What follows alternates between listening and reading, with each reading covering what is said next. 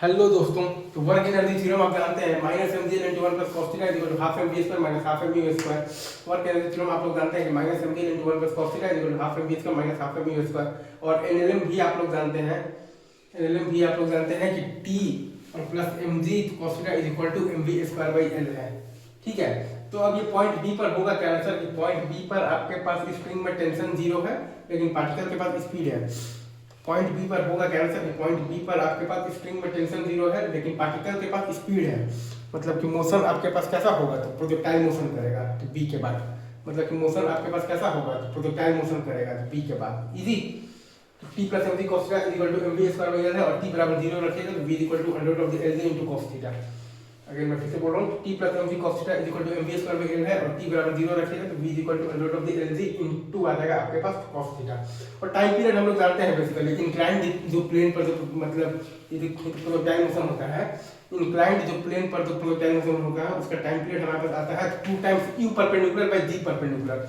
उसका time period हमारे पास आएगा 2 times u perpendicular by g perpendicular. तो ये बराबर आ जाएगा हमारे पास 2v by g sin theta के। तो ये बराबर आ जाएगा हमारे पास 2v by g sin theta के।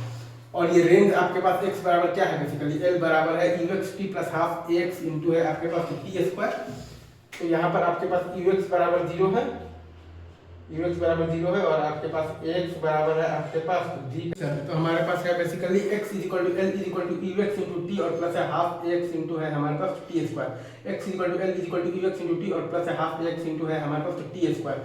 तो ux बराबर 0 है और ax बराबर है हमारे पास g times cos theta. ux बराबर 0 है और ax बराबर है हमारे पास g cos थीटा। अगर मैं फिर से बोल रहा हूँ हमारे पास दिया हुआ है कि ux बराबर 0 है और ax बराबर है हमारे पास g टाइम्स cos थीटा। ठीक है सर, इजी। तो वही हम लोग यहाँ पे लगा देंगे तो l बराबर आ जाएगा half into g cos theta into आ जाएगा 2v by g sin theta का होल स्क्वायर।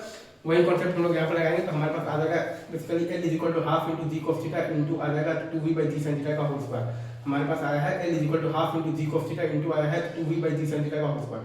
हमारे पास आया है basically l is equal to half into g cos theta into आया है 2v by g sin theta का होल स्क्वायर। तो इन दोनों को सॉल्व करेंगे तो आ जाएगा हमारे पास tan theta is equal to √2 और cos theta is equal to 1/√3। tan theta is equal to √2 और cos theta is equal to 1/√3। tan theta आ गया है √2 और cos थीटा आ गया है 1/√3। तो v बराबर आ गया है √lg/√3। तो v बराबर आ गया है √lg/√3 और u बराबर आ गया है √lg इंटू 2 प्लस √3। u बराबर आ गया है √lg इंटू 2 प्लस √3। u बराबर √lg इंटू 2 प्लस √3। ये है आपके पास इंक्लाइंड प्लेन पर प्रोजेक्टाइल मोशन का कॉन्सेप्ट लगा दिए हैं हमने। यहाँ पर कॉन्सेप्ट लगाया है इंक्लाइंड प्लेन पर प्रोजेक्टाइल मोशन का। इजी।